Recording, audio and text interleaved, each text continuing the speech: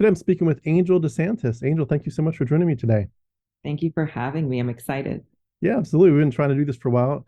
I say that a lot because I really do tend to reach out to people quite a bit, and we have trouble getting our schedules together or time zone issues. But I've been looking forward to our chat for at least a year, I think.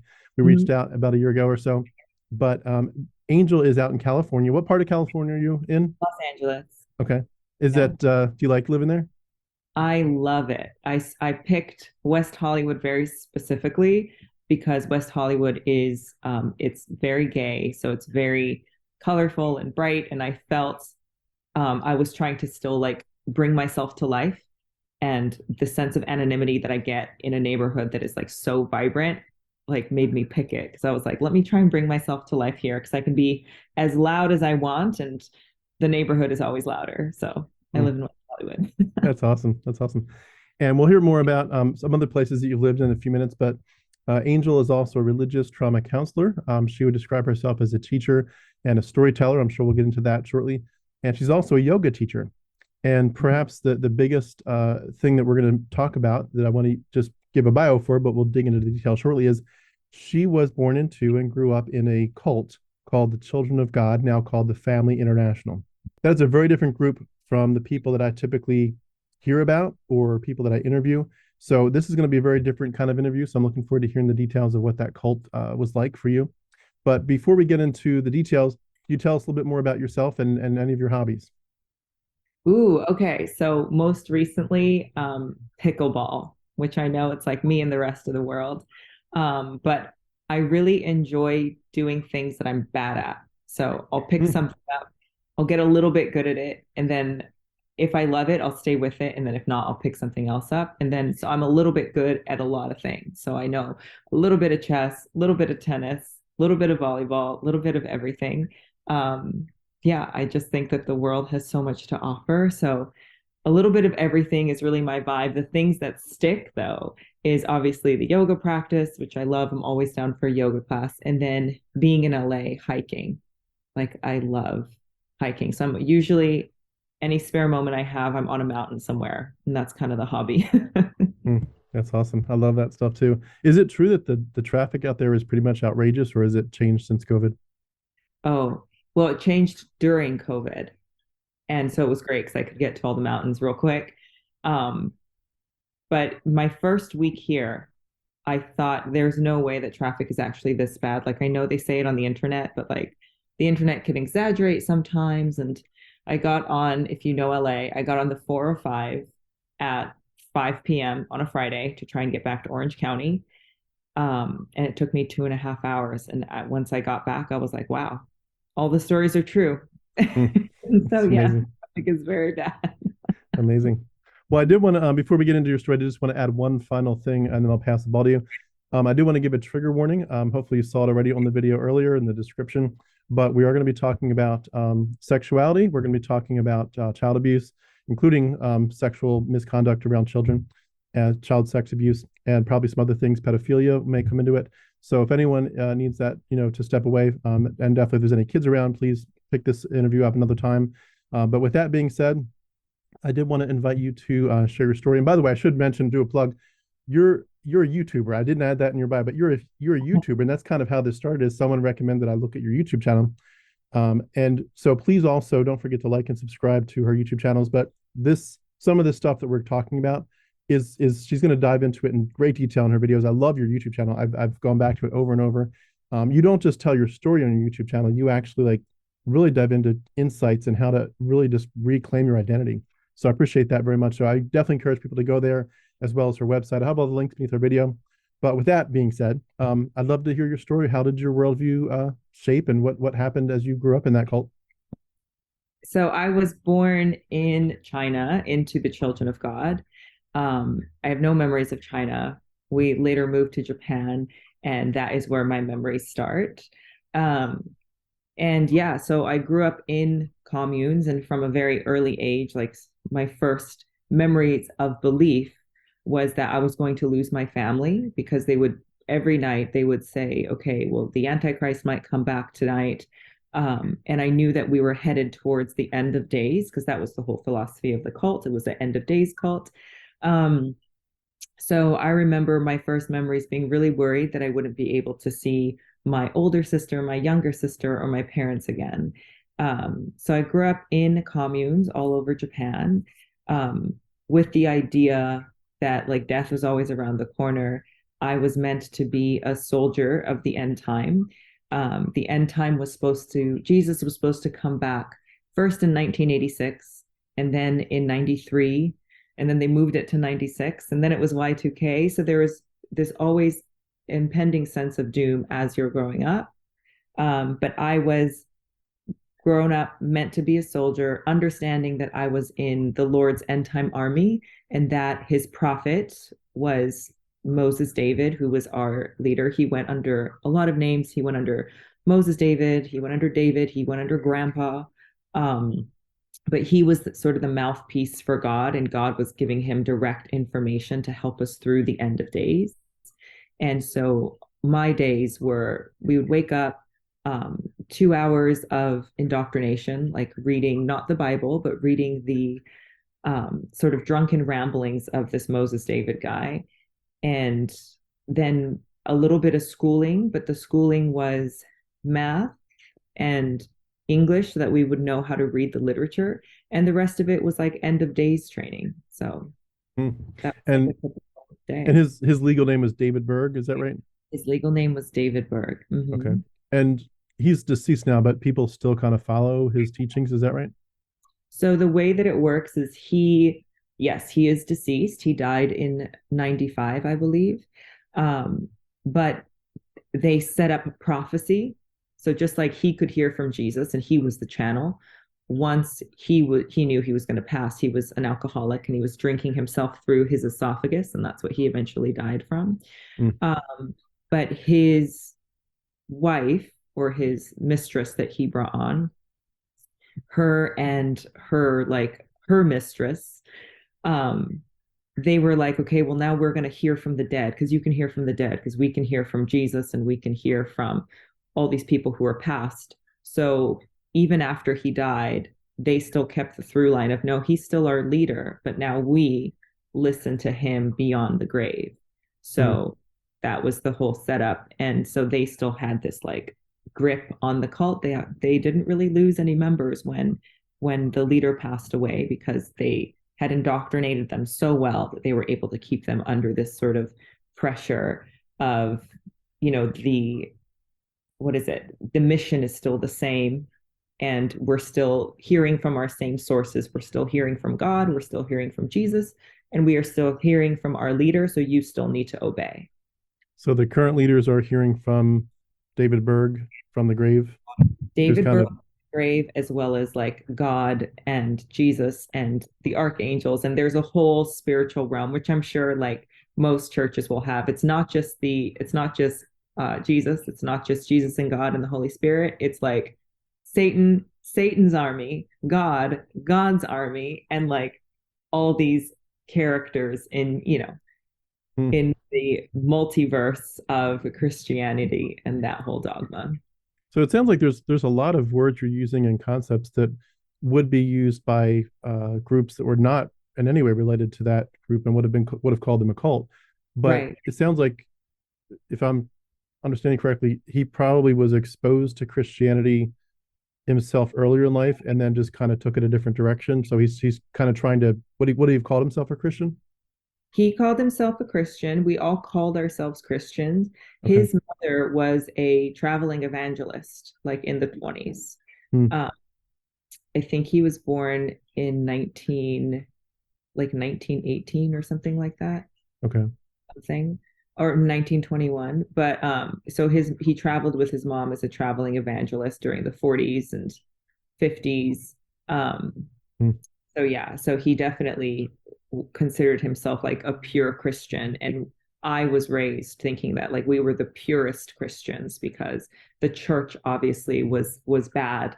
And that's why we split from it, because we are the ones following God's actual word, as opposed to the church, which is like archaic, and they are terrible, but we are the correct Christians. Would he have called other Christians people that you would have expected to someday see in heaven, or that they weren't No, even really? no. So we were going to be the people who got to heaven. Other people would be there, but they would be ashamed of themselves that Okay. they weren't, like, we would be the leaders in heaven. Okay. And Mhm. just sorry for all the questions, but I definitely need to wrap my mind around what's happening with that Yeah. cult. Um, Mm. so so this man, David Berg, establishes this cult, and they kind of start with some Christian concepts, but shift it in the sense of we have the message, and the rest of the Christians are kind of just stupid or ignoring God's clearer teachings. So he feels like he's a conduit. But then you mentioned his books. Yes. Did the cult hold them as equivalent to the Bible, or just like a Or commentary?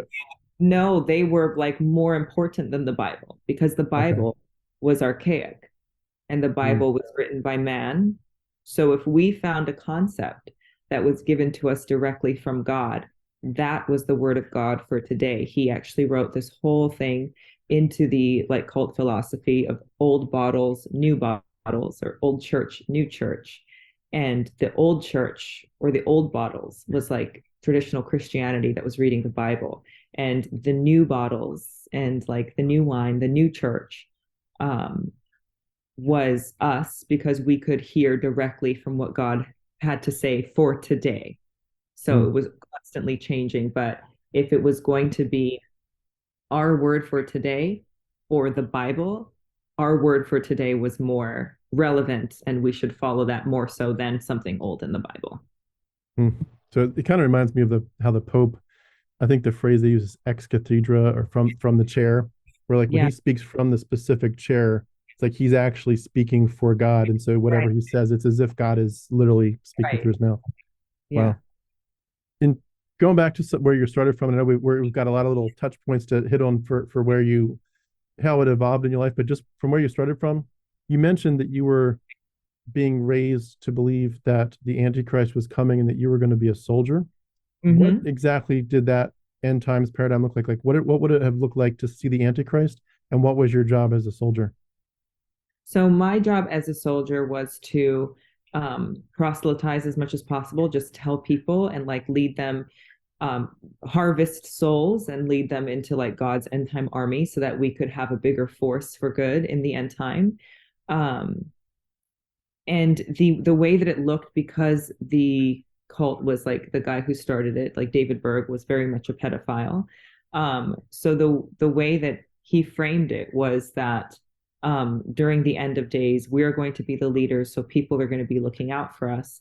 And especially as women, we would need to be prepared for gang rape by soldiers, but we should be eager for it because that is what our bodies were made for. And we could use that to seduce high ranking members of the Antichrist's army and switch them over to God. So that was sort of the setup. So ever since I was like 5, um, those would be the stories that they would read to us going to bed. Is like there's going to come a time where you're going to be thrown in the lion's den and soldiers are going to rape you and you need to be prepared to endure and show them love and seduce them into the army of God.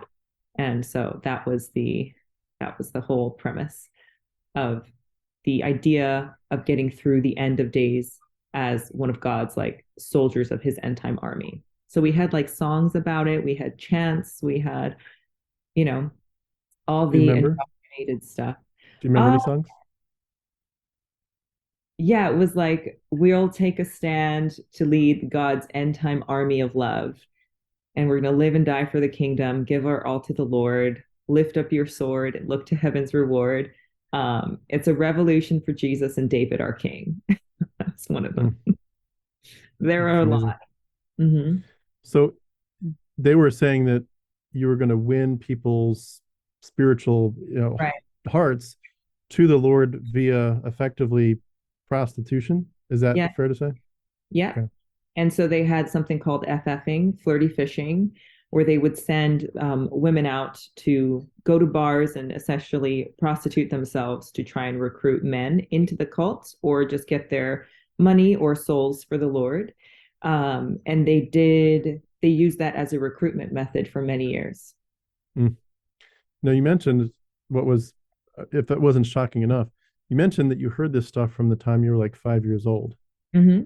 So they were telling small children, small girls, to expect to be living this way when you got older? What Yes. was the age at which they would, as far as you could tell, I'm sure at that age, you may not have known everything going on, but from what you could tell, at what Mhm. age were they starting to send girls out? So by the time I got there, I was born in 85, and by then they were sort of on the back end of it. But there are pictures of them, like a group of women going out to FF, and everyone is in their 20s, and then there's like a 13-year-old. Hmm. So it's very disturbing, and it would be very country dependent. So for example, in the UK, they had a big FFing movement, but they would send out people obviously of legal age. But then in other countries in like Asia or in third world countries, they would involve much younger children. Hmm. I'm sure we'll touch on this later, but I assume at some point some of the local governments got tipped off to some of those where they're Mhm. kind of like constantly people looking over their shoulders to make sure police weren't looking, or So no, because they would literally fuck the police. okay. Um, Mm, so in yeah, so there was really not a worry. And there's like famous pictures of David Berg's daughter. Her name was Faith. There are famous like stories and pictures of her with like world leaders where they would go after like her whole thing was like she FF'd Gaddafi, she FF'd like ambassadors and stuff in countries, and he would send her out as like she would get the top tier, she would get the leaders, and then she would train other women on how to sort of get in to try and get into a higher level of society. And they would tip us off, and they would write stories about like this is a testimony how like the police was going to come raid our home, but then because so and so was having sex with the chief of police, he was able to tip her off, and then she tipped off the home. So I think that people assume a sort of different there's a different expectation when it comes to government, and you think that okay, well there's stuff in place to prevent these sorts of things from happening, and it's like yes there is, but there is also human nature, and everyone involved in everything everywhere is human. And if there is a darkness there that they have been trying to hide, you can exploit that every time, and I think that that is exactly what they did. mm. In terms of the army concept, Mm-hmm. we would have used a similar army concept as well when I was growing up, but it was definitely metaphorical. We even Right. sang songs about it. I'm in the Lord's army, yes, sir. Yeah. And we would even the Christian school I went to, the basketball team and so forth, they were called the Crusaders, Yes. which is mind-boggling to even think about now. But we even had like murals of like men on horses, with swords. Me too. Um, Yeah. but it was definitely metaphor.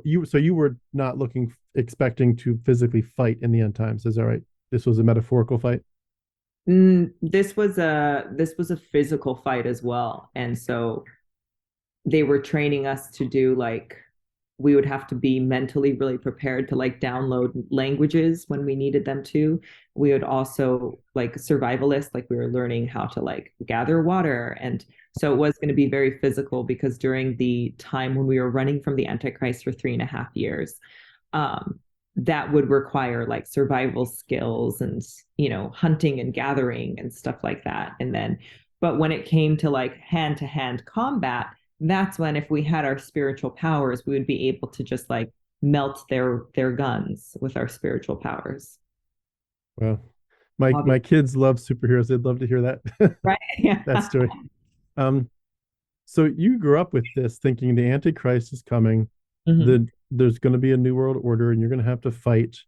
Yeah. And the way to recruit them now is through sexual liaisons to just get them in the door. So Yeah. that apparently wasn't seen as immoral before God. Hmm. What was like once you got people in the door?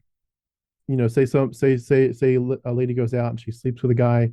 She Right. says, thanks for the evening, but this is actually part of a bigger thing. I really want to get to know you and invite you to a group I know. He says, sure, I'd love to. He comes.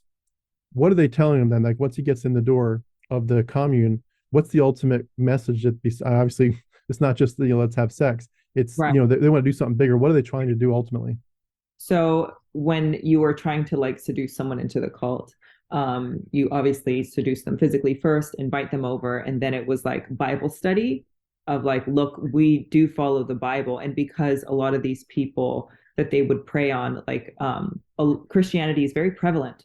And so it's a very easy setup then to, if someone is a Christian, to then invite them in and be like, look, we're such good Christians.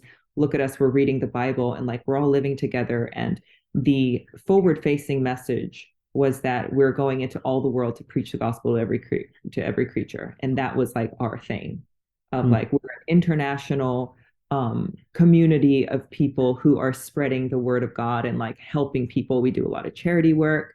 And that was sort of the pitch, was like, come join us. We're going to do wonderful things in the name of God. We're helping so many people. We're raising our children right by homeschooling them and keeping them away from big government. And you get to fuck like whoever, whenever, on demand. So that's sort of that was the pitch. And it's a great pitch, would still work today, and I'm sure it still does. So I want to go back to the gospel in a second, but just for what you just said, so monogamy was not a big deal So in that cult? monogamy almost what is the word? It was almost like banned. Like Okay. you're not allowed to be monogamous. Like that is very unheard of. There was maybe like one couple that I knew that was monogamous, if even, but for the most part it was like your body belongs to the collective and it doesn't really belong to you. So even if you were married, someone could come in, like somebody visiting your home could come in and decide that they wanted to have sex with you. And you would be obligated to pray about it, but also consent. And they wouldn't even have to ask you, they could ask your spouse. Hmm. So So, people, you said spouse, so people would still like live and eat meals together as families, but just be available to each other sexually. yeah, so because we lived in communes, it's not like there was really any separation. Hmm. Um, but yeah, so in the idea of the family, like the cult, was that we were all one family. So I would spend a lot of time. My dad had a mistress and he would travel with her. So I spent time with my mom. She was always pregnant. Um, and so I also spent time during quote family time, which we would have for 1 hour a day. I would spend it with other people's families because my family was busy or my family was, doing something else. So I would just sort of wander the halls and wait for somebody to be like, well, you can join us for family time. Because the idea was that like your biological family unit does not matter. What matters is that we're all part of God's family. Hmm. It's hard to honestly wrap my mind around some of these parts of the story. It's That's good. so, but you growing up, you didn't think of this as weird. This was just your life. Yeah, I didn't realize that I was supposed to have bonds with my parents. I was supposed to like have bonds or see my siblings, or that it was okay that I had more of an affection towards them than I did towards other people. And this was something that I would get in trouble for is I went to take care of my younger sister's group because we didn't stay with our parents. They would divide the kids up into groups. And I went to go as like a 7 year old or 8 year old. I went to go take care of my sister's group, and she was maybe 3 years old. And I played with her almost the whole time because I liked her the best. And afterwards, I got in trouble for paying her extra special attention. And I got a talking to, and they said, you can't see her anymore because you were very selfish in your affection. And so now you're not going to see her. So I remember the next time I saw her, I made sure to not show her any affection because I would have been punished for that. Hmm. So, and it's one of those things where, of course, as a child, you don't understand it. I just didn't want to get beaten. So if they were like, don't do this behavior or you're going to get beaten, it's like, okay, then I won't do that behavior. And of course, looking back as an adult, you're like, wow, that was very evil. That's I often describe Christianity in general as a mind job, but wow, what you just said is that's a real mind job. My goodness. With the pedophilia that you mentioned and this, people having to be available to each other sexually, did you see parents offering their daughters Yeah. to men at a young age? Like how young would a child in that group Um, be one offered? one that I remember was I believe she was 13 or 14, and somebody came in and decided that he was going to have sex with her. And I remember it was like really funny at the time because I was like 9. And so like at that time it's like, anything involving puberty or boys or girls like potentially kissing is like hilarious. Um So I remember we all like got together and we were like laughing with her about it. And she's like, "Oh, so funny. My parents are praying about it, but they have to say yes." And we were like, "Oh my God, so funny. Isn't this hilarious?" And looking back, of course, like what the hell was that? But yeah, and Hmm. she was about 13 or 14. Hmm. Feel free to say no to this question, but were you ever involved in that? So I was not involved in it because I was an undesirable child. My Hmm. attitude was wrong. I was not, thankfully, it was not an attractive child growing up, whatever that means. So I suffered a lot of like physical abuse and like corporal punishment. I also suffered sexual abuse, but I was never offered to an adult man, which is, I'm like, it's a very low bar, but I'm very thankful that I clear it. Hmm. Well, I'm very glad as well. In terms of the gospel, you mentioned that term. That's a concept I would be very, very familiar with Mhm. now and as a Christian. But it sounds like, just guessing, that it probably meant a little bit different, it had a different nuance to that group.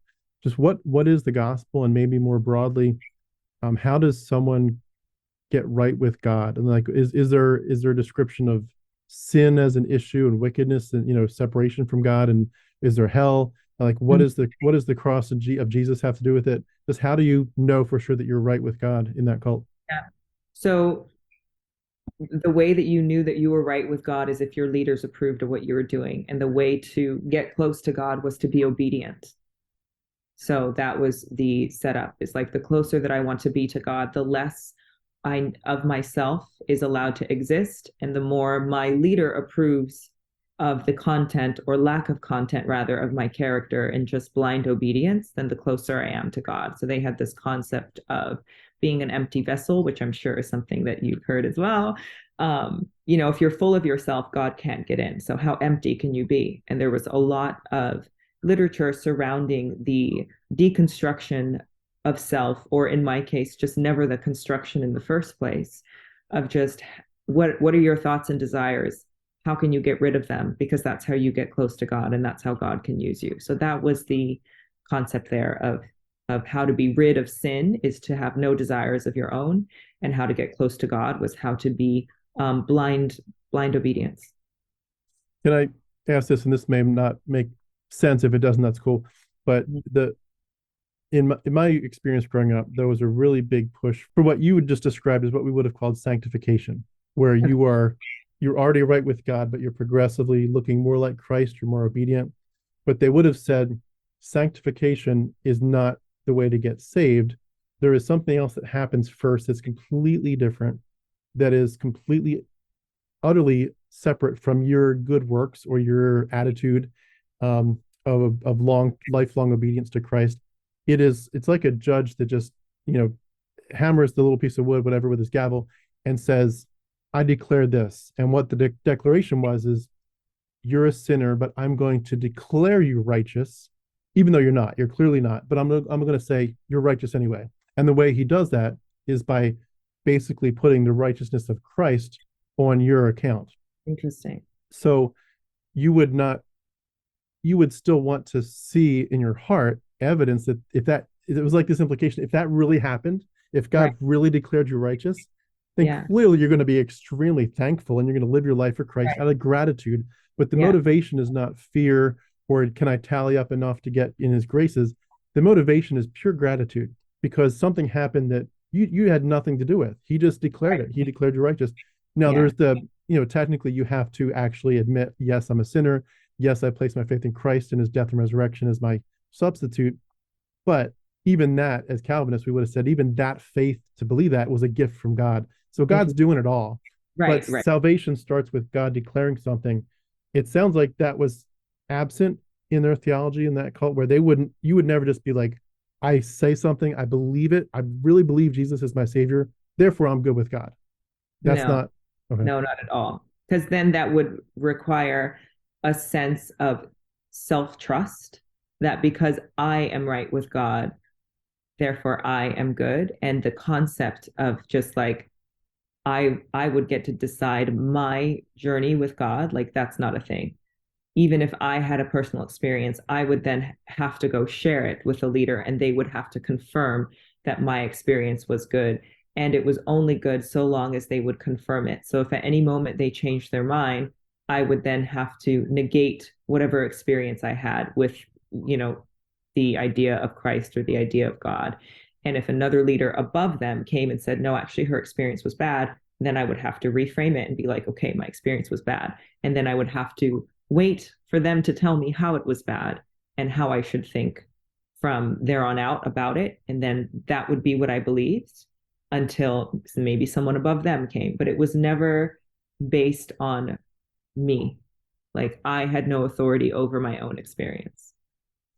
Did they preach much about the death and resurrection of Christ, about the power of his blood or his substitutionary death to save you? Was that preached or was that a side issue?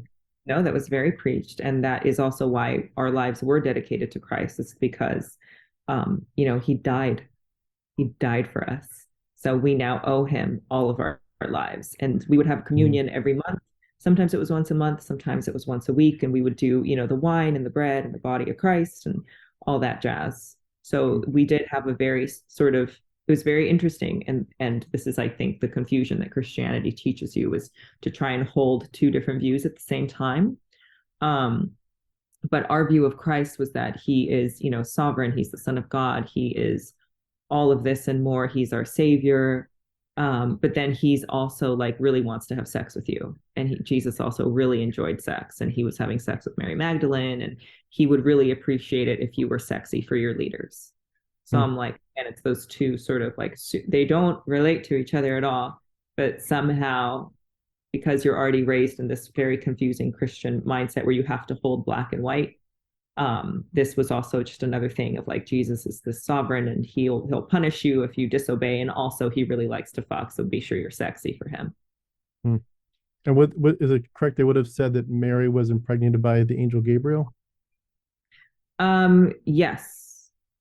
Yeah. I was like, is it Gabriel or was it Michael? But yes, Gabriel, whichever one came to her. But then they had like cartoon drawings of like Mary being like post sex with this angel where she like really enjoyed it, and now Joseph can never live up to this thing, and that's why she had 7 kids afterwards, because Joseph was trying to prove himself as a man, so it's just all it's very strange. So all the characters are the same, and like we all recognize these characters when you come from Christianity, but the spin or the view that they put on it was always because, again, the leader was sexually and mentally corrupt. There is that thread through every bit of like Christianity or every bit of philosophy throughout the cult. So I'm just guessing here, but I assume like pornography was just rampant in that kind of culture. Yeah, and that would be in the comic books, because they gave a lot of the what is the word? They gave a lot of the doctrine through writing and through comic books. So they had children's comic books where there would be people fucking, there would be like topless women everywhere, there would be a lot of drawn depictions of like child sex and like child and adult sex, and just Christ having sex with people, and yeah, all that. Well, it's hard, honestly, it's hard to wrap your mind around it. I mean, I know you went through it, but from an outsider's perspective, it's so hard to imagine what life was like, and not just to imagine what life was like growing up in it, but also to realize that so many adults were not like saying we need to protect our children. Like this is not healthy it's not healthy for us, but it's not healthy for them. Right. Did you see anybody that ever said, you know what, I'm out? And what would happen if someone said, I'm done? So this is where I think it gets interesting, and this is where it gets into recruitment. And if you were of the mindset, like you said, like, why wasn't anyone being like, we need to get out, this is bad for our children? You wouldn't have joined if you could have seen that it was bad. So everyone who is involved does not have the thought, is this bad? Because they have seen the literature, they have seen everything, and they have somehow decided in their mind or rationalized that this is fine. So there are no red flags going off. So then for me as a child, as I'm developing, I think, well, even though I feel bad and I feel horrible and I feel this is wrong, it must be me that is the bad thing, because everyone else is consenting to this, that this is a right and correct thing to do. So I must be the thing that's wrong. So then you sort of turn any sort of disgust or anything, you turn that all on yourself. If I shouldn't be feeling disgusting, I shouldn't be doubting, I shouldn't this, I shouldn't that, which again eats away at you and continues the cycle. And then you stay in it. And then when you have a child in it, you think, well, it must not be that bad, because then I would have to admit that mine was bad. So then I'm going to stay, and then the child gets abused, and then you have to double down on. So it's a whole thing, very cyclical. And I believe there were like later on, like right before I left, I was starting to see young people sort of stand up for their children that were very young, that were like in the 3 to 6 range, of being like, well, I want my child to get an education. And that is really when the cult started falling apart, is when people wanted to protect their kids. It's amazing, that dynamic. And that's, I won't rehash my story, but that's exactly what got me out of Christianity, was my children, realizing I was teaching them bad stuff. But I know that's this story my listeners have heard too many times already. In terms of the outside world that you just mentioned, the education, were you all allowed to have TVs and computers when they came around? Like what was the level of boundaries and sheltering that happened in that group?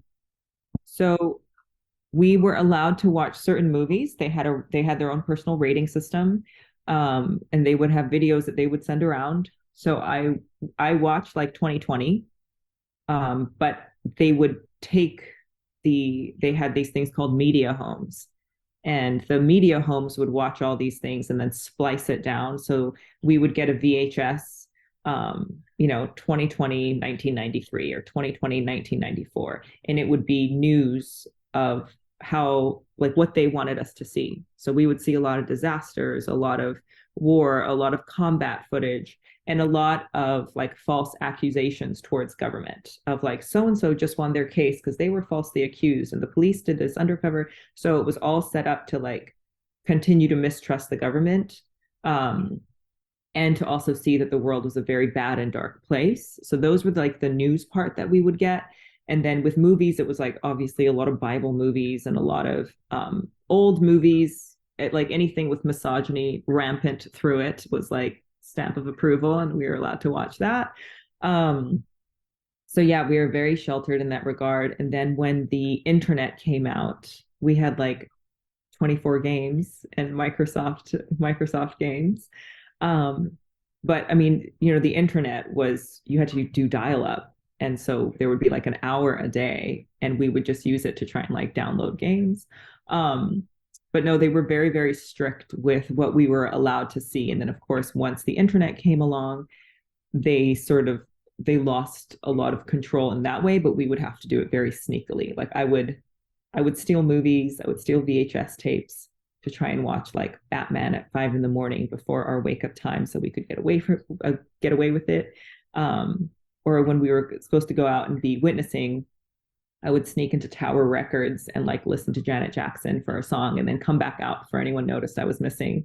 So there was like that slow drip of other that I knew I was not supposed to have or enjoy. But there's that rebellious spirit, that the curiosity of the human spirit that has to know. So even though it was forbidden, like we found our ways. Going back a step, I had a few quick questions still about the sexual side of it.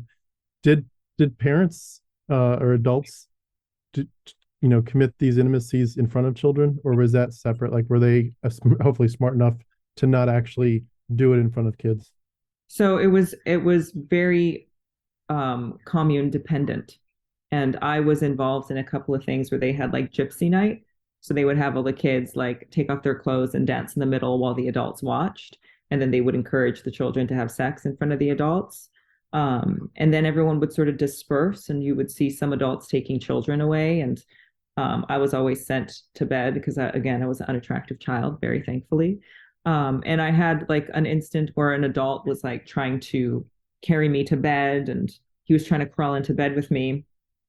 But the child above me in my bunk bed, because we lived in squalor, so we had triple bunks.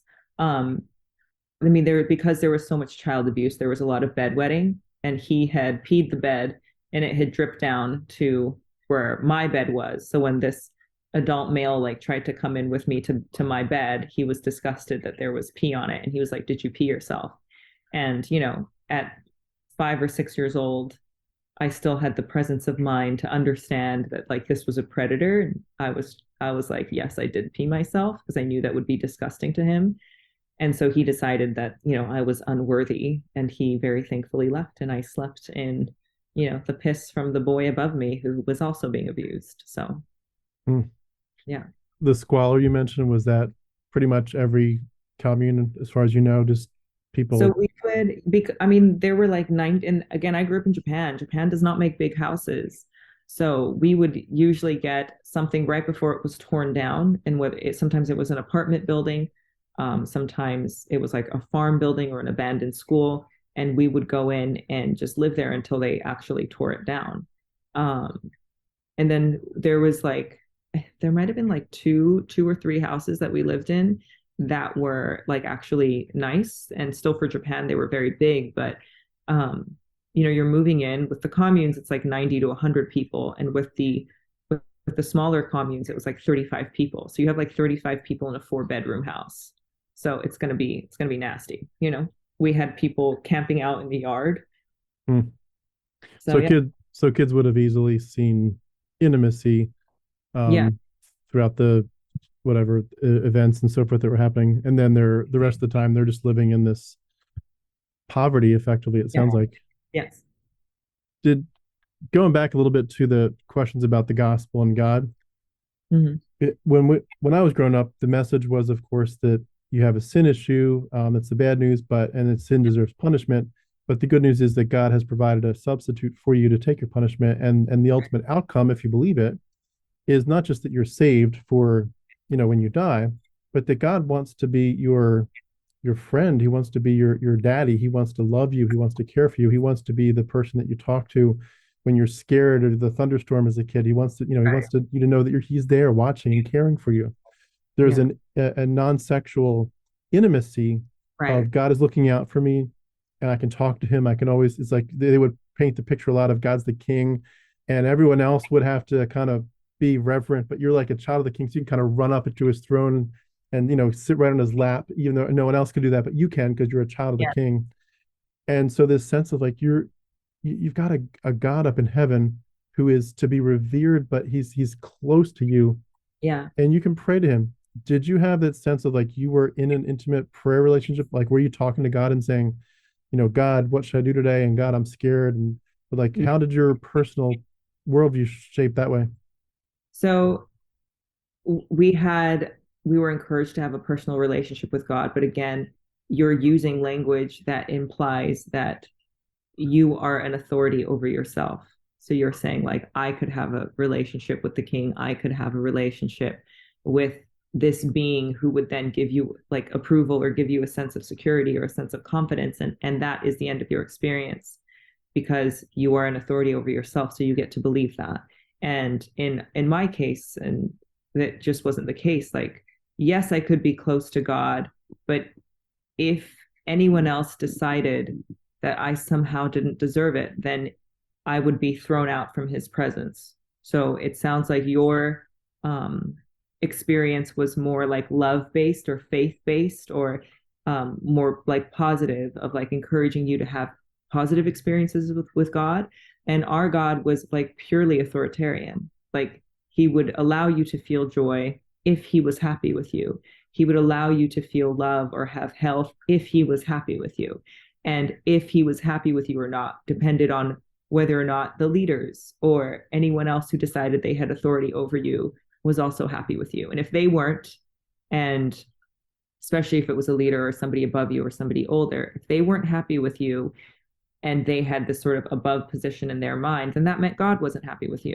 And that meant that they could, out of the blue, I would be walking down the hall as a child, and an adult would just like smack me across the face and be like, you have a bad attitude. And I would be like, I was just walking, like I don't know what I did wrong, but they were like, well, that's from God. God's trying to check you. So Mm. I definitely did not have those sort of joyous experiences. It was more like a excuse me for living and thank you for allowing me to be here, and thank you for like loving me. I don't know why you do. I know I'm horrible. I know I'm disgusting. And then I think that you also still see that in present day, um, in like Christian, very conservative Christian relationships where you see that verbiage from the woman of like, my husband is so nice to me. I don't know why he puts up with me. I don't know how he loves me. I don't know how, but like somehow, in spite of me being horrible, this person manages to love me. So I think it's the very same setup of like Yeah. worthiness of love, or yeah. And even though my experience would have been different and included a lot of the more personal Mm-hmm. messages, like you just mentioned, there was still this underlying theme that does actually mirror a lot of what you're saying. That, um, like there's verses that you just look at them and you think this God is really a psychopath. I mean, I think of Yeah. it now, but when you're a Right. Christian, you just think he is to be revered, Mm-hmm. and there's implications through certain texts that like God loves you, loves you, loves you, you're secure. But Right. if you don't fall in line, there are certain lines you can cross. And Yes. at a certain point, it turns to like mafia boss kind of stuff. He will get you. It's a Absolutely. fearful thing to fall into the hands of the living God. Our God is a consuming fire. Do not be deceived. God cannot be mocked. Whatever man sows, that he will reap. And you get the sense, like Psalms 1 and 2, I think, and others, where it talks about, you're blessed if you follow him, but if you don't follow him, you're cursed. And there's a whole section, I Yeah. think, in the Pentateuch about that. But God's offering you this wonderful stuff, but if you don't do it His way, the curse is very much there.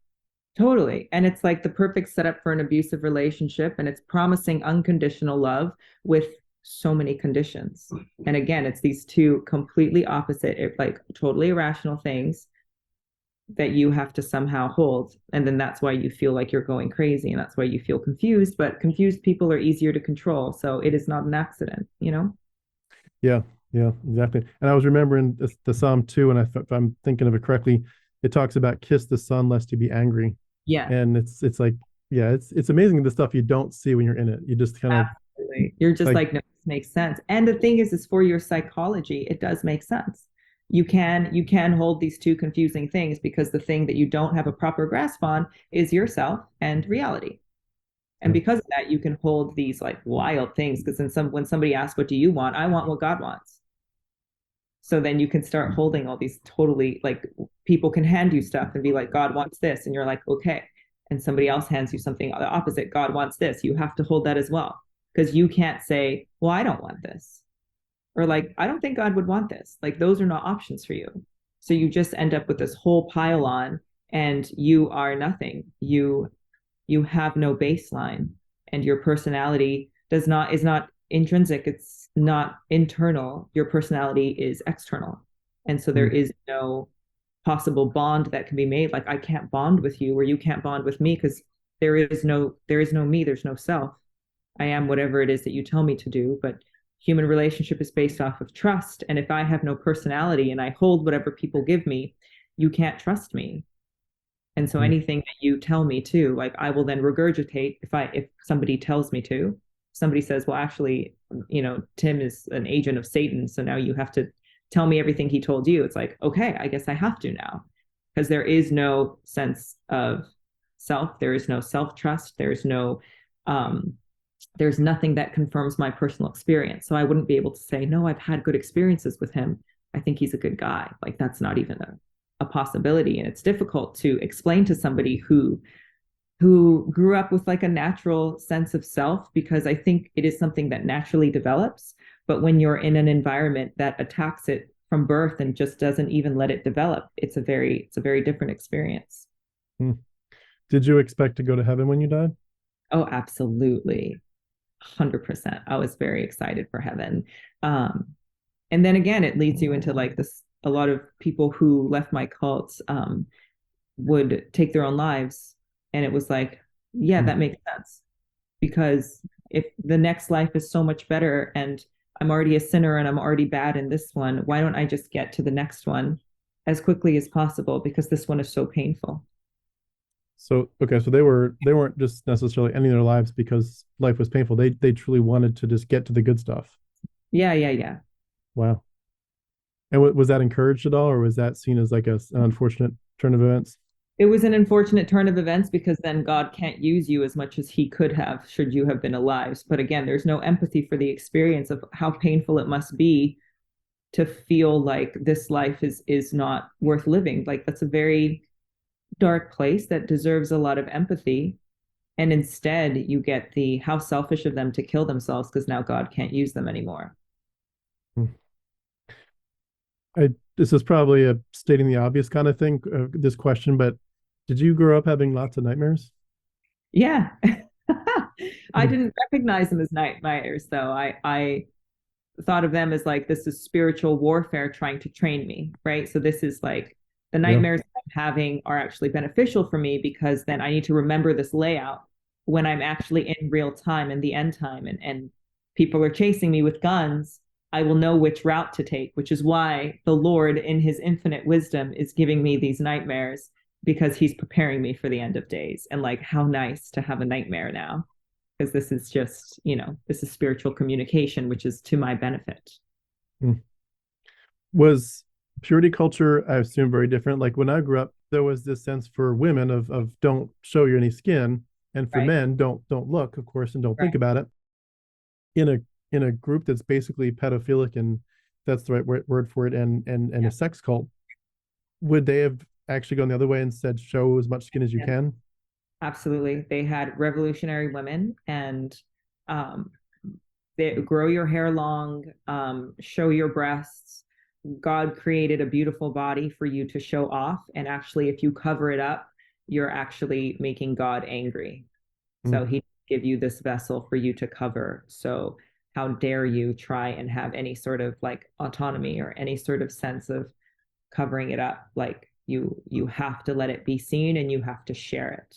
And so it groomed young boys to be very predatory without understanding that they were being predatory, and they raised a bunch of rapists without the understanding that they were rapists, and they raised a lot of victims in the women and sort of allowances for um, people to like just claw at your body, and you are not allowed to receive it as anything other than like a compliment, like how nice that this man, who is like 60 years old finds me, a 12-year-old, attractive, Mm.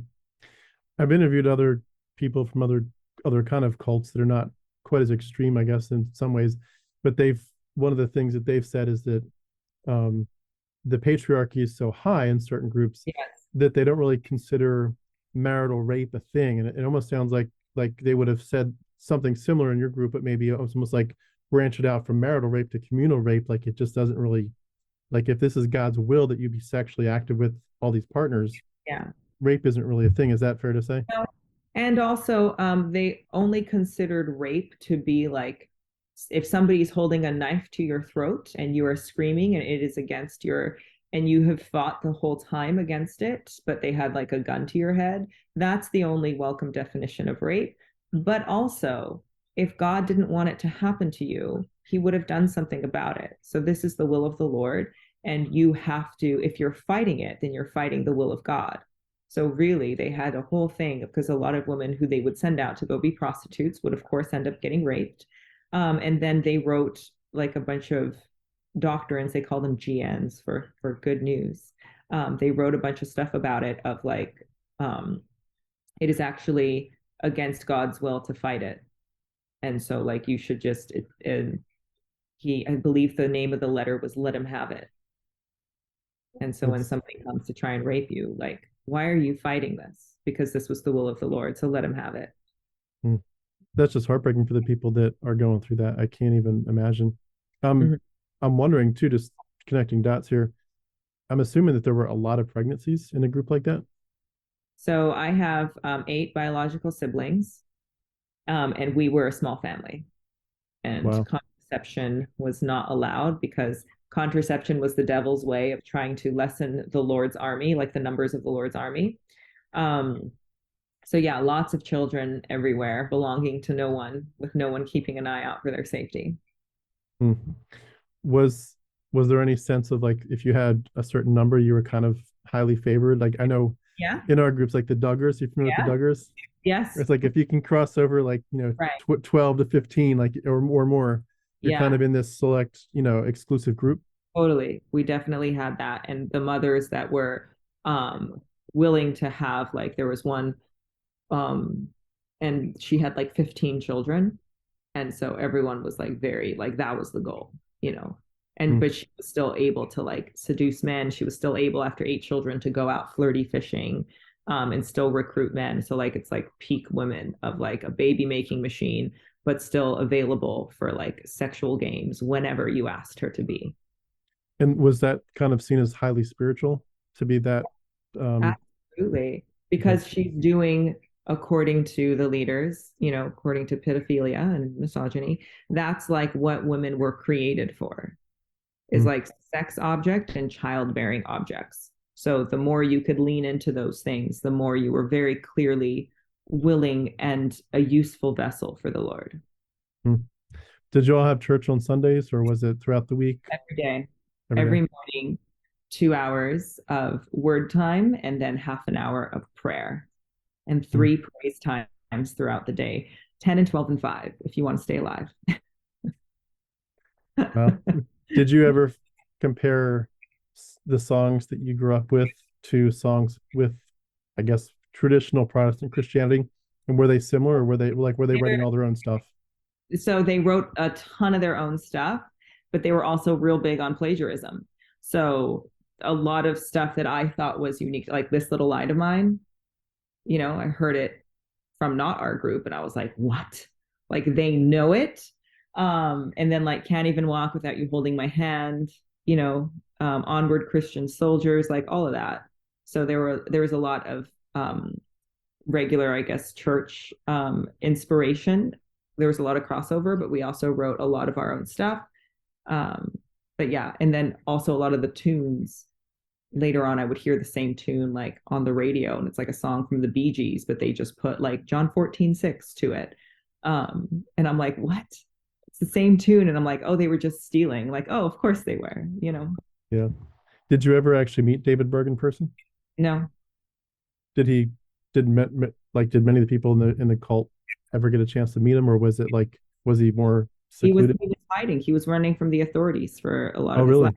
Yeah, yeah, because he started the cult here in Huntington Beach in California. And then his daughter accused him of incest and rape, and the authorities started looking for him also for like fraud and tax evasion. And so he changed his identity and he moved to Tenerife, and from there he moved a lot, and no one was allowed to like know where he was or what he looked like, what his latest disguise was.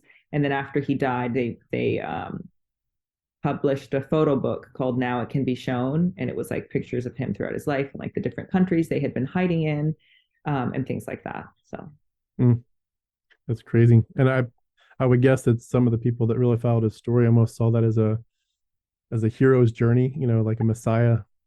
oh, 100%. And then it was like they kept their copies and they had personal copies of it, and Mm. acting as if it's like this was the prophet. And there's like pictures of him laying naked on a bed and pictures of him naked with children, and this is their peak culture and like, yeah, peak literature. Did you ever see anyone leave, like escape it, or even stealthily just say, "Hey, we're going on a trip for a Yeah. week," and just Yes. never come back? A lot of especially young people, and it was very weird because their whole thing was that they would let you leave at any time. Anytime you wanted to leave, they would let you go. And it was easier for the older generation because they had ties to the outside. So if I join a cult now, like as an adult woman, I and I get caught up in it for 10 years and then I decide to leave, I have an outside world to come back to.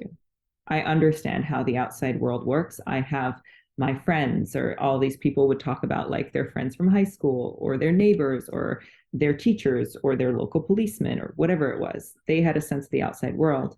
Being born and raised in it, you know zero, you know no one. You're completely uneducated. And it's one of those things that it's difficult to explain as a concept because um, there is no way in the world that you don't know anyone. But for us, we only knew people in the cult, and anyone outside of that, you didn't know anything. So how their brain worked, what their goals were, like even the sense of I of who they were, like none of the concepts translate. You're in this world and this is the only place that your brain works. And if you step outside of it, the whole thing crumbles like very, very severely. So yeah, there was just no sense of the ability to leave. So the people who did leave would get stuck in a very like low vibrational cycle. You know, they would the women would leave and become prostitutes because that was the only thing that they knew. And you know, no one is going to help you. You can't go to anyone for help. You have no money. You have no social security number. You don't exist according to the government because they had a lot of their babies at home. So there are no resources for you. So a lot of times people would leave and come back. And that's what I saw. And then sometimes people would leave and they would stay out, but they would get involved with gangs or just their quality of life would degrade. It would get worse because they did that setup on purpose. So you're supposed to have a much worse life outside than you were inside, which is why they can remain open and say you can leave whenever you want because they know that you have been set up to fail. Mm, it's so heartbreaking. Ooh, that's some heavy stuff. I gotta tell you, it's Yeah. some crazy. I mean, you know, for what I do with interviewing a lot of people, I get this sense like in every single interview of like, Mhm. wow, this stuff is a mind job and it's really Yeah. messed with people. Yeah. But I'm not just looking at it from individuals' perspective of like one person had a ruined life or one family had Right. a ruined life, but more like just as a religion, like this religion Right. keeps on messing people up. But you Mhm. kind of, after you've heard enough stories, you kind of think you've heard the extent of how this religion can mess people up because you've heard all the stories enough times. But it's like you're reminding me, like, no, there's even more ways that Christianity can mess people up. It's and I know that a lot of Christians would say, no, that's not Christianity. That's Totally. why they would call it a cult. That's always Um, the argument. Yeah. when you were still a child and growing up in this and a young teenager, did you get exposed to outside Christians much? And were you comfortable talking to them? Like if you saw a Baptist church down the street, Right. could you go talk to them? No, And okay, what would no. happen if you did talk to them? Well, we just had opposing beliefs and we knew that our stuff was so radical because it was the truth that we wouldn't be able to explain it to them. So they were very well meaning but so stupid. Hmm. And like we would have Jehovah's Witness come to our house and like invite us to their Bible study and we would be like they think Jesus died on a pole. Like they're so stupid, you know. But then it was like but they are on our side, so maybe we can get money from them. So maybe if we tell them the charity work that we do and they see the right way to do it, then maybe they'll like let us into their church and we can like get them to pay us. um Hmm. but it was this sort of sense of superiority for us as like the proper Christian end time soldiers. And then like the poor Mormons going door to door and like so sad for them that they don't know the truth, but here they are trying. So it's very like a condescending sort of look at other Christians because how sad for them that they're not liberated, they're not sexual, they don't know how much like Jesus likes fucking and like how sad for you guys living such a suppressed life because Christianity is about like being open and being wild and like having sex with the Holy Spirit and you guys are too suppressed to know that. So we had very minimal interaction with other Christians because um we sort of thought about it as like the blind leading the blind, you know. Hmm. So can I just ask about that? The whole Jesus being sexually active. So Yeah. is that what they thought heaven was like? Like heaven was like you have sex with Jesus, You or know, they made pictures. We used to pass it out. We used to pass out posters, and heaven was an orgy scene. hmm, Like the heavenly palace with like dead center was like grandpa, like our leader, David Berg, surrounded by like naked women having sex with them, people having sex in the pool, people having sex on the balcony, children running around everywhere, and then Jesus in the air saying, like, come. And we would go pass those out as like 6 year olds, 7 year olds, 8 year olds, like pass those out and ask for money. And you know, again, it's that thing of looking back and being like, really? No one, no one was like, this is weird. Like, no yeah, one. weird and you'd hope illegal. It's Right. just mind. It is. It's mind boggling. In terms of your story, Mhm. going back a bit, could you tell me more about your parents? Did they have any sense at all that you could remember and detect of trying to shelter you from the worst parts of this, or were they completely complicit in encouraging you toward it? So I um I they claim a lot of ignorance, and I think it's because I have called them on it as an adult. Because once I sort of understood what was happening, my mom was definitely very protective. My dad was simply not there because he was a leader in the cult, and so he was gone a lot. And I don't remember him until I was like maybe like 11, and that was when he was then had to live with us because the we used to live in these big combo homes of like 100 people, and the authorities kept raiding us in other countries. So then they were like, all right, let's everybody split up into smaller communes. So at that point he was demoted, and then he had to live with us. And he was very upset about that. um, Hmm. but and then he became the authoritarian figure, and he became the punisher and everything like that. So I think that and again, this tracks all the way back, when you are having children not to have children, but you're having children to provide soldiers for the Lord's army, you don't give a fuck what happens to them. It doesn't matter. Their feelings don't matter. Their experiences don't matter. They're soldiers. Hmm. So I remember falling down and like scraping my knee in front of my dad, and I had like I fell on a screw, and it sort of like gashed my knee open.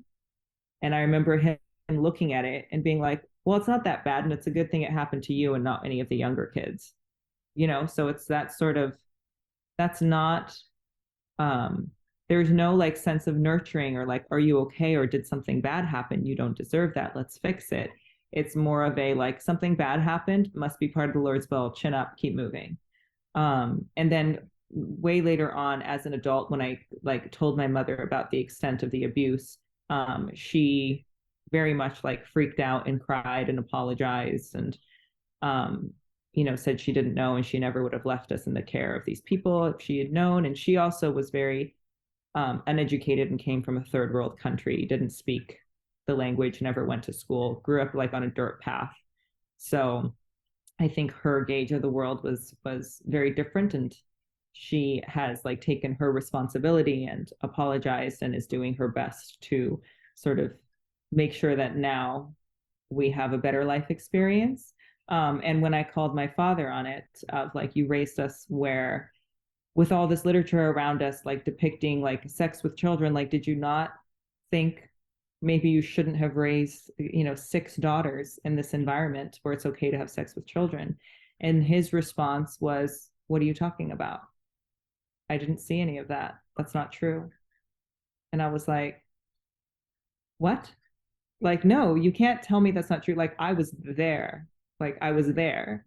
And I have seen this literature. I have also purged this literature with you because they would send out lists of things that we needed to purge. So we would go over and rip out certain pages or white out certain things. And I have done this stuff with him where they would send out purge lists, and we would get all the books together and we would go through and we would purge. Um, and he said, well, none of that literature exists. So I don't know what you're talking about. And I was like, why? Yeah, it doesn't exist because I purged it with you. And he was like, I don't think you did. Maybe you're upset. And so maybe you're remembering things differently. And I was like, oh, okay. Wow. Mm-hmm. That just took the concept of gaslighting to a whole new level. Wow, Mm-hmm. that's amazing. Would other cult leaders have said the same thing, do you think? Oh, Just we don't. absolutely. And to this day too, like, and whenever they would go, like the media would come and ask us questions, they would just lie. They would just say, what are you talking about? We never did that. And it's just bold face lying. Hmm. Have you met and talked with other survivors from the group? I mean, I've known them, and when we leave at the same time. Um, I still have a couple of really good friends who we have been on the same journey, as in we have left and we have walked away as far as possible from the mental, because really the confinement is the mentality, you know, and it doesn't matter if you are not physically in the cults. if you do not rescue your mind will still be there, and you will continue to have the same experience outside of the cult as you did within the cult. So I feel very fortunate to have walked far enough away that very few people have walked with me. And it is also incredibly unpleasant to speak again to people who have left exclusively in the physical form and not at all in the mental form. Hmm. Do you feel like you ever have nightmares thinking about, and not like actual nightmares, but just like daymares, so to speak, as you think through it, of thinking, what if I never escaped? What if I was still in it myself?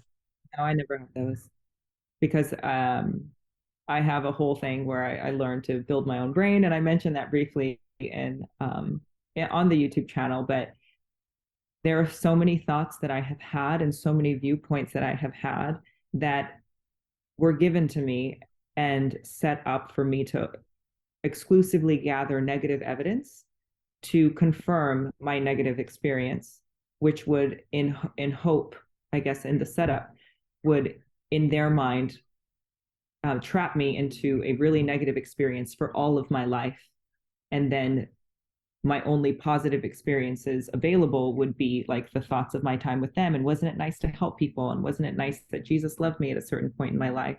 And so those thoughts that are very sort of not like negative facing, I see no value in them. I see no value in the ideation of what would it have been like if my life had been worse. Like, I'm glad that I don't know, and I will not spend any energy experimenting with how much worse it could have been. I am just very thankful now that it's wonderful now. And I think that feels really good. And I don't have any desire to bring in thoughts that would take me down a like purely theoretical sort of imaginary path where my life is somehow worse.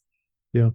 I think the reason it crosses my mind, and I definitely don't wish it on other people, but it crosses my mind because I'm still married to a very fundamental evangelical person who, she definitely believes all this stuff still, and is trying aggressively to indoctrinate our four children. And so, the triggers that, maybe like you look back on them and think about them, to me, that's like the triggers aren't from years ago that I think about when I want to and I put them away. They're like 5 minutes ago, they're 10 minutes ago. They happen, dozens of times a day. So the triggers are kind of right in my face. And I do, I do too, when I do think about it for myself, I Yeah. do think that there are certain things that happened in my life that just shook me up in just the right way to get me Mm, to think about it. We mentioned before the kids, and my kids thinking, do I want to pass this on to them or not? That question shook me up so much that it started the ball really rolling in my mm, life. But I do think, and I say this more to my shame than to just reflect, but just to say, um, I need to be careful about the fact that we all get stuck in our ways, and we all have blind spots. And I think, to me, it's admitting I could easily see a life in which I could still be stuck in it and still just as blind as I was before. right. Therefore, like it's not to dwell on it and say, Tim, bad stuff could have still been happening and you were such an idiot, but just to say you were an idiot, you didn't see the red flags, but think not about that specific Right. construct, but think about the dynamics of what causes someone like me to not see the red flags. Right. Therefore, apply it to today. What other red flags Yeah. are happening right now that you just don't see? And I think that as much as it is a little depressing to think about, it does help me to think there's probably some blind spots. And even that whole pendulum thing we talk about a lot, where like you were a fundamentalist on this side with the pendulum, now you're an atheist, but you're Right. still swinging your pendulum really Still far. Like, extreme. You're just at the other end of the extreme. yeah. Yeah. And to say, what red flags should I have seen on that side that I should also Right. still see on this side? Uh, Yeah. but Um, good. I I think that as long as you are aware that you have blind spots and you have flaws in your thinking, as do I, as does everybody, I think as long as you are acknowledging that, then you will have a self-awareness practice of being able to ask yourself, like, is this right? And if I take this and I sort of pull it long term, does it still hold up? And if not, then how can I do better now so that in the long term it becomes, better or more meaningful or whatever it is. I think that that is Sure. a very, very important practice to have. And as long as you have that, then, it sounds like, yeah, it sounds like you're on a really good path, um, of keeping yourself mentally healthy and also setting up a much better base for, your children. So I think that's Yeah. really. Hopefully, that's definitely the goal. I'm trying hard and angsting hard, if that's the word, angsting hard about it. Um, Mhm. I know we kind of skipped over kind of we've kind of implied that you're out. That's been an implication from the beginning of the conversation. But can you take us into the details? How did you actually escape? Like, what were the early signs to you that said, wait a second, like, I don't know that I actually believe this stuff anymore? Like, how did that all evolve? And when did this happen? When did you get out? So I left November 2008, and there were no signs. Like my brain, like I said, didn't even have the construct to be able to grasp that this other belief, either from myself or externally, might be a viable thing to take into consideration. Because they teach you how to think, what they do is they really teach you how not to think. So That's a good way to I, put it. yeah. So my boyfriend, who later became my husband, who later became my ex-husband, but at the time he wanted to go to school, and you were not allowed to get any education past a high school level, if even a high school level. They really, really discouraged it. And so, in order for him to go to school, he had to leave. And he decided to go to college, and he asked me to come with him. And for me, it was less, I don't want to do this with my life, less, I don't want to be in the cult, and more, something much deeper inside of me that I didn't know about, something like so, so deep, knew that I would be safe with this person and this was not the wrong thing to do. And so I think I was waiting for something deep inside to feel gross, because I knew what feeling disgusting on the inside felt like. And I was waiting for that to kick in to sort of give me the signal that this was the wrong thing to do. And as I started being like, well, I love him and I want to go with him, that signal never kicked in. And instead, even though it was like very painful to leave, I still didn't feel like it was the wrong thing to do. So I left because I loved him and I wanted to be with him. And I thought that, this was going to be like my fairy tale and we were going to be married forever. Um, and also I wanted to be monogamous with him. I didn't even when we were together, people would come and ask him to have sex with me. Like they wouldn't have asked me to have sex with them. They would ask him to have sex with me. And we had sort of made this promise to each other that like when someone asks you to have sex with me, you tell them no. And when someone asks me to have sex with you, I'm going to tell them no. And we wanted sort of the sacredity and like the value of monogamy. So um, we left and did that. And it wasn't until I started reading books that were not Christian that I started understanding more. And really, that's of course when the whole thing starts to fall apart, is when you teach someone autonomy and you give them a way to think that is logical. And I think those two things, sense of autonomy and logical thinking, will always bring you out of any fundamentalist religion. And Hmm. that's how. But it took a long time. It took a couple of years. Did your parents and friends kind of get upset when it was clear you weren't coming back?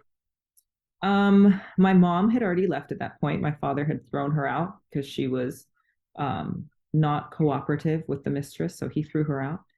Um, Hmm. my friends, I felt very sad about leaving, but they also left shortly after we did.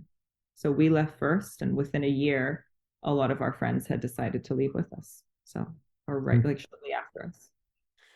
Have you followed the cult at all to know if they're still thriving in any way? They are still going. They are not thriving though, which is Okay. great. I also, again, expend less and less time thinking about them and more time thinking about um, how did I recover? Can I make that a formula and can I share it? And that's really sort of where my thought process is. Hmm. Where have you landed with your worldview and theology? Like, are you still in any way a Christian, or are you all the way out? I am nowhere near Christianity. So it's that thing where, like, the pendulum releases way over here. So you just way over here.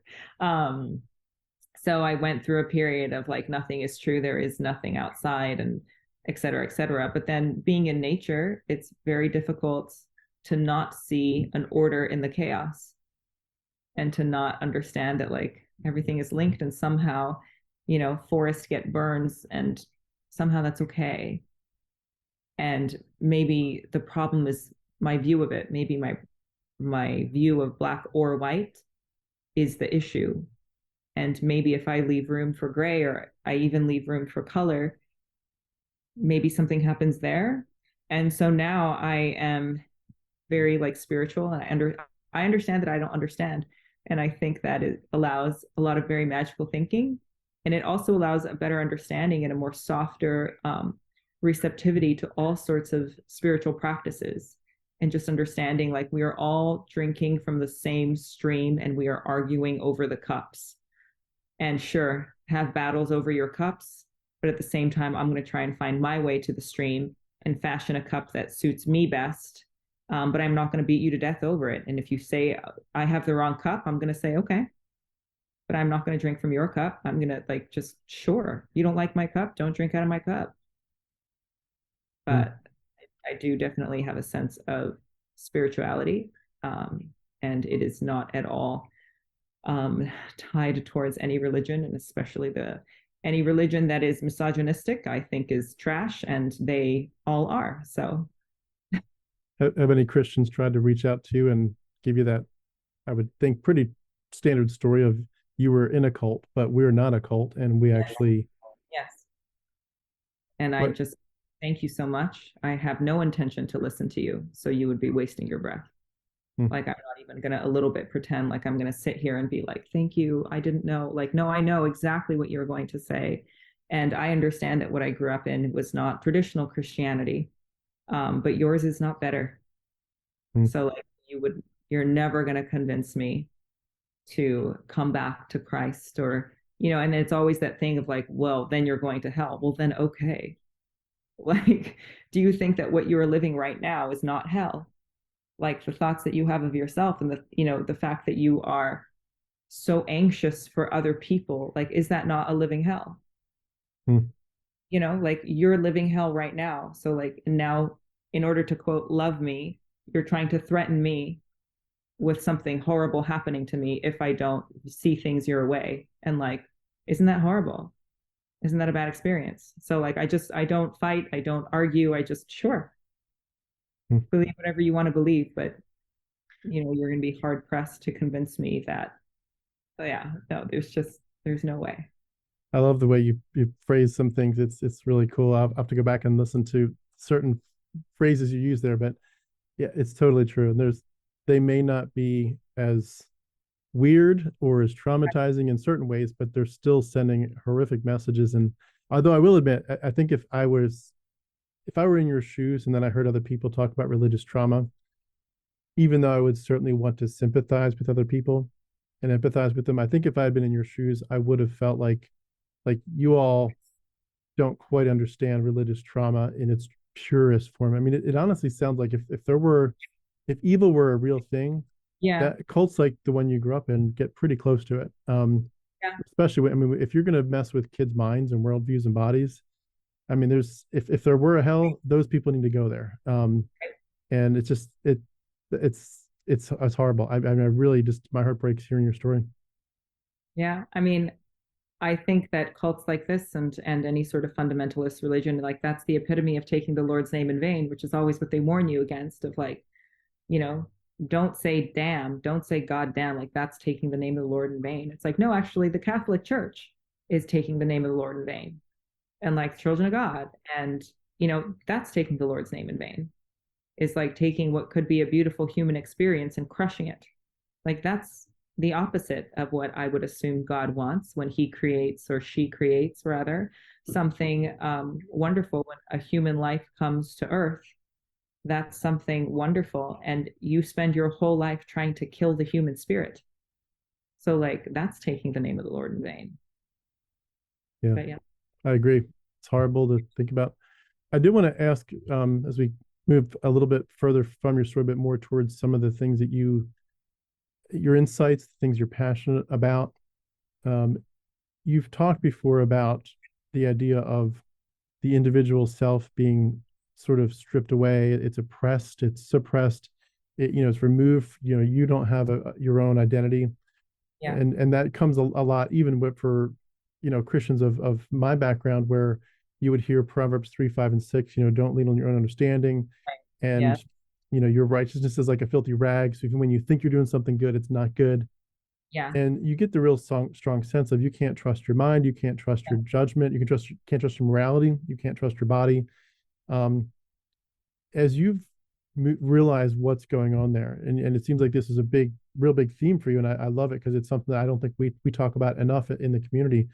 But how have you strengthened that inner voice as much as possible, and even just found it? Like, how do you find it and strengthen it once you find it? And how do you separate it from the old voice of their voice that's Right. kind of Yeah. in the back of your head, and say, Yeah. I can recognize which part of my voice is not my voice, it's theirs, and just get back to you and go from there? Yeah. So, I mean, this is where it gets very tricky and very layered and very exciting. Um, I think I have a bar that all the thoughts in my head have to clear. And the bar is that the thought has to be true and it has to be useful in order to clear the bar. And if it doesn't clear the bar, I will take it out of my head. I simply will not think it. Or as soon as I catch myself thinking it, I remind myself, this isn't true. We don't need this. Let's not think it. Um, and first, it was like just thoughts that are true, right? And if it's just thoughts that are true, and then I have been taught that it is true that I am this awful, horrible thing, then I don't want to get stuck in that true thought. Like, that's horrible. That makes me feel bad. And it's just the reminder that I'm a piece of shit and then nothing useful can happen. But if the bar is that thoughts have to be true and useful, then it's like, even though I'm true that I might feel true that I'm a piece of shit, but it's actually not useful for me to think that, because then that degrades my self-confidence and that makes me feel bad, and then I will feel incapable. So what can I think instead that is true and useful? And the first thing that I could come up with was that I can learn, like I can learn a new thing. So as soon as I started thinking that, and then I was like, I think that's an okay thought to have. Like, it doesn't worship Satan. It's not degrading to Christ. And it's a true thing, and it's useful. So then that was really the prevalent thought in my head of like, I can learn, I can learn, I can learn, which again puts you in a beginner's mindset. And then the world starts to open up because now you're open to learning. And then another thought that I had no idea about this concept until like maybe 2013, 2012. I read a book by Brene Brown, and um, in the book, it says, you are worthy. And I read it and I shut the book right away because I was like, I wasn't supposed to read that. I'm not like, I understand, like something immediately gets triggered of the like, don't think that about yourself. So I immediately shut the book, put it away. And then that thought kept bothering me. And I was like, why did she say that? Like, why would she say that? That's a terrible thing to say. So then I was like, well, let me see what else she says wrong so that I can really reject it fully. Um, but then I couldn't reject it fully. And it cleared the bar of true and useful. Because I was like, well, even if according to my like dogma that I believed at the time, if Jesus did die for me, he wouldn't have died for me if I wasn't worthy. So, okay, so she's not wrong there. And then, is it true and is it useful of me to think of myself as worthy? Like, yes, as long as I don't get too proud. So then it was like, okay, I can have that thought. But then I really wanted that thought, and I didn't believe it about myself. So then I started to think it as much as possible. So it's a very slow build of how do you get back to yourself? It's like, well, what feels good on a deep level that's so deep that you can't explain it? What makes you feel peaceful? And can you start slowly walking towards that, making sure that what you are walking towards is true and useful? And that will lead you out of anything that is trying to kill you, because it is true. And it's true that you deserve life. It's true that you deserve a peaceful life or a healthy life, or you deserve to think well of yourself. And anyone that has the immediate thought, no, I don't, it's like, okay, well, that exposes conditioning. because on a deeper level than you believe that, you know that what I'm saying is true. So even though you run up against that blockage in your mind of like, well, no, I'm a piece of shit, you don't know about me, it's like, well, underneath that on a very, very deep, like base human level, you understand that you are worthy, and you understand that there is something in you that is divine, and that is what we need to walk closer to. Hmm. I love it. One of the things that's really heavy on my heart is the idea of autonomy. And it sounds like they didn't really give that to the people in the cult that you grew up in. But when I look at my kids, I love how it's kind of become much more prevalent these days to tell kids things like you don't have to give so and so a hug. Like, if Uncle so and so comes over, even if he's the nicest guy, he's not a creep. He's a lovely man. You don't want to give him a hug. It's your body. Say no, and it's a no. And Yeah. that's become much more prevalent, and I love that. But I love taking it to the one step further of saying thought autonomy is just as important. And especially, like you mentioned, without the threat of, punishment if you don't agree with me, and just being able to have your own voice. And it feels like in all the interviews that I keep doing with people, one of the most common themes that I either hear from them or I just get in my own interpretation of it is that, like you've said, you're not meant to really have a voice. Like your voice is meant to be um, certainly used to worship God, but ultimately you're wanting to replace you with God, like you mentioned, being an empty vessel. We used to sing songs, so many songs about emptying ourselves out and being like a vessel, that like a pot, and the Bible even talks about that many times. You're a pot, and God has the right to make a pot for glory, and God has the right to make a pot to be smashed. But either Right. way, you're a pot, and God wants to use you, and He's going to fashion you. And the more that you can kind of, like we used to pray, say when you talk to God about what you want, open your hands and say, God, this is what I want. Like I want a car. I want to go to this school. I want a spouse. But to say, don't, once He gives it to you, like say He put something in your hand, don't go like that. Keep Right. your hands open. And like Job, you say, the Lord gives and takes away. Blessed be the name of the Lord. And so you want to ultimately truly empty yourself, almost like in a Buddhist sense, of your desires. Right. And when you add it all up, if your desires need to be left for the Lord, your thoughts need to be emptied of worldliness and transformed according to the Bible, you are, evacuating people's identities. And people, honestly, it feels like they grow up a lot in many of these groups, even groups I'm familiar with, where they realize when they're out of it, I have no idea who the hell I am. Like I don't know myself. Like Yeah. there is no me. I've never been me. And you're kind of meeting yourself for the first time. Yeah, very true. And that's by design. Yeah. And I think that's the thing is people try and say, well, no, God is loving and the church is great. And no, it's actively degrading your sense of self from like birth. So no, it's not a good entity. It's one of the most evil. So Hmm. I love that illustration in the Matrix movie where they've just helped Neo escape from the pods, and he splashes down and they pull his weak body up into their ship, and they're repairing him with a little acupuncture stuff. And yeah, then a few minutes later they show him opening up his eyes, and he says, "Why do my eyes hurt?" And yeah, they say, "You've never used them before." And it's such a, like, when you, the first time I saw that, I was like, "Wait, what?" But then once it hits you what they're saying, it's like, holy smokes, like he's literally right. never used his eyes before. Yeah, And I love that illustration a lot. yeah, it's a good one. Mm. In terms of your experience now, Mhm. how do you thrive after going through something so horrible? I mean, maybe start with this part. Are you as angry as hell like you could be? Right. Do you let anger and bitterness, kind of enrage you, or have you in the past? Mhm. But apart from that, like, how do you just thrive having been through that? And does it sounds like you mentioned you kind of don't think about it too much, but when you look at that, I'm sure we could both imagine people where their lives just kind of spiral. Yeah. How you seem very strong, and you seem very vulnerable in sharing your story, but you seem very strong. Your videos come across as someone who knows herself. She knows your boundaries. You know your authority and your voice. How did you get so strong after going through all this stuff? So it's a conscious decision to build yourself from ground zero because I understood that everything that I thought was incorrect, and I also was not allowed to feel my feelings. So I had no gauge of like, where do I begin? Who am I? Where do I start and other people end and all that jazz? So I think it was a very conscious decision to understanding, I think, the magnitude of what I had to accomplish, which was that I had to unplug every source of like origin of thought. I had to look at all the origin sources for my thoughts and change them. And the same thing for how I interacted with people. I needed to change the basis for all my interaction with people. I needed to change my understanding of the entire world.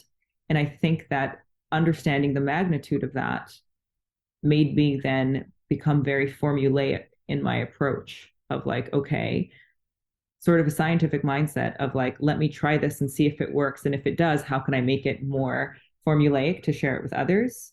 And if it doesn't work, okay, now I found something that doesn't work.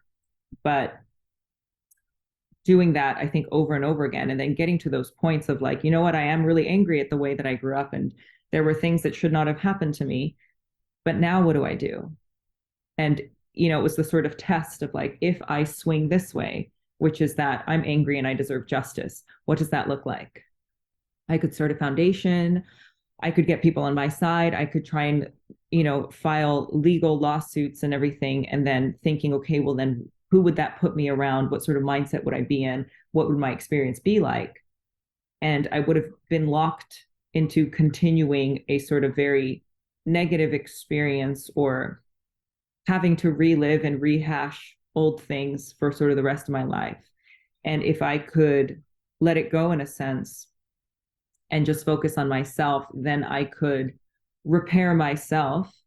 And if I were repaired, would I then be able to do more good for the rest of the world than I would be able to accomplish damage of something that was damaging?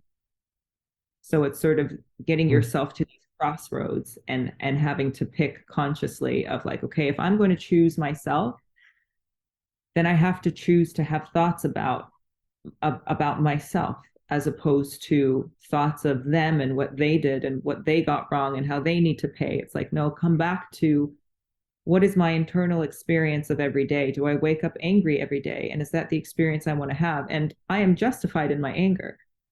If I wanted to spend the rest of my life hunting people down one by one, filing lawsuits, hiring vigilantes, I would be correct in that. And you would never be able to, you wouldn't hear my story and then hear that I'm going after these people and be like, that's not a good idea. You would be like, I get it. You know, so I would be correct in that. And that is an option for me. But what does that look like in the long term? And who is it serving? Versus if I repair myself and if I focus on what I want and what I love and who I want to be and what I want to learn and the things that I am capable of learning and the things that I'm capable of doing, pulling that string allows me then to not only have a more pleasant experience of life, but also have the potential to help other people. And so once I make the decision of like, okay, I'm choosing myself, then it requires me moving through the anger, moving through the bitterness, expressing it, moving through it, and also creating a lot of boundaries. Like there's a situation where I had the opportunity to go back and interact with a lot of my abusers, like people in the last commune that I was in, like leaders and things like that. I was invited to an event where a lot of them would be because I am still in touch with some ex-members. And I remember just sort of having this moment of like, do I go back and show them that I'm healed and that it's okay and I'm okay? Or do I stay the course of like, what do I want? Do I want to go like have dinner with pedophiles? Do I want to go like kiki with my abusers just to show them that I'm healed? And like, absolutely not. You know, so it's like always having to come back again to the scientific method of questioning and questioning again and finding the origin point. And it's okay that I want to go back and show off that I'm healed. And it's okay and it's better that I don't go back and show off that I'm healed because they don't give a fuck that I'm healed. It's actually bad for them that I'm healed. And it would actually be giving them the opportunity to like take another swipe at me. And I would be going in egotistically trying to be like, look how great I am, that I am greater than what you did to me. But if I'm truly greater than what they did to me, then I would keep myself out of those situations. So I don't know if that answers the question, but it's a very Yeah. sort of approach to continually choosing self. And if I want to truly help myself, then I have to let things move through me. I can't hold on to anything too tightly. I can't hold on to the anger. I can't hold on to the bitterness. I just let life happen and have my moments of joy when they're here, and have my moments of sadness when they're here, and have my moments of anger and bitterness and all of it. Like, it's all welcome. I don't consider any of it bad. It's the human experience. So I'm just glad that I get to actually experience it and process it in real time. Hmm. I love it. Love it. I can't imagine some of the conundrums that you've faced in some of those situations, but I love the idea of just trying to take what has been very ugly and make it beautiful. Even just pardon the reference, but borrowing from the Bible, Joseph in Egypt, he uses that phrase, that verse, that it was just like we had to memorize it for years. So I still remember parts of it, but he says, what you meant as evil against me, God meant as good. Right. And even though obviously I don't believe in those mythological characters, Right. I do take that concept of saying, like, yeah, this was an ugly situation. This was horrible, and it could have been so much worse. But you know what? It was what it was. It happened, and I can sit here bitter. I can sit here angry. I can let it eat at me, or I can make my life the most beautiful thing possible, and then hopefully turn it a little bit outside of myself. Now that I've spent so much time rebuilding myself, I can finally have the strength to turn it back out of myself again and say, I want to now help other people and Yeah. hopefully leave it, better than we found it. And that means so much to me to just create something beautiful out of something ugly. Yeah. I Hmm. agree. I did want to wrap up by just asking to take it back to where we started from. We use the phrase, you're a teacher and a Yeah. storyteller. I know you're a religious trauma counselor. So my question is basically, what is your life about now? What is your website, your YouTube channel? What are you about? How can people interact with you? And maybe throw in a sprinkling of if you have any projects or aspirations for the next few years. What could we expect from Angel DeSantis after this? Oh, so exciting. So many things. So I right now am working on some mental health programs with a company that will hopefully allow me a much bigger platform to talk about, like, how to build your own brain, how to create boundaries in real time, how to recover from like a patriarchal society, things like that. So those are all courses that I have on my sites, on The Process by Angel or just angeldesantis.com. And you can find that either on my website or hopefully within the next few months on this other like mental health app. And I'm also creating my own yoga platform, because that's what I teach. And yoga is a very somatic practice, and somatic just is as relating to the body. So using and teaching more the yoga practice, the meditation, the mental health practice. And the way that I teach meditation is it's sort of a cognitive meditation where I walk you through your thoughts. So I encourage thought during meditation, because that was how it made sense to me. It didn't make sense for me to sit down and not think. So really just creating myself a platform where I can share everything that I know. So you can expect that. And I write scripts, because obviously I'm in Los Angeles. I got to do it. But yeah, just a lot more teaching and sharing of my knowledge as far as like the brain and the body goes. And then storytelling, like through YouTube or through articles or scripts or getting something made. Hmm. I love it. I love it. Well, I know I threw a lot of questions at you here in the last 2 hours, but was there anything else that I didn't ask you about that you wanted to add before we wrap up? Ooh, that's a good one. I think my number one message for people um, is to remember that God is not external, it's internal. And when you ask yourself a question, something inside of you comes up to answer. And ask yourself as many questions as possible. Listen to what you have to say from a very deep place, not from the place that you were trained from, not from the thoughts that you were trained to have, but there is a divinity inside of every person. And it is worth sitting in the uncomfortable silence to try and find the divinity within you. Hmm. And that's my message. Thank you. Thank you very much. Well, I'll just wrap up then by saying we've been speaking with Angel DeSantis. Angel, thank you so much. Thank you for your story today. Thank you for your YouTube channel and your website. You're doing great work. I definitely would love to speak to you again, and especially with your if your app is out there and some of the other things you talked about. I'd love to help kind of spread the word about that down the line when the time's right. But thank you so much. And I just want to add to thank you for your vulnerability. I know these must be incredibly painful topics to talk about. It must be hard even just to go through an interview like this. You probably have to decompress when it's over. But I appreciate your willingness to share these details because I think a lot of people, whether they can directly relate or they, it's a stretch from their story, but we can all relate to some of the concepts behind it for sure. And I think it helps us to heal, to realize, that we're going through some of this together and to see some of the healthy insights that took you from a bad place to a good place. I just appreciate it so much. So I do want to say thank you. You've been a great encouragement to me personally, and thanks for what you do. Great to get to know you. Thank you. Thanks, Angel. Bye.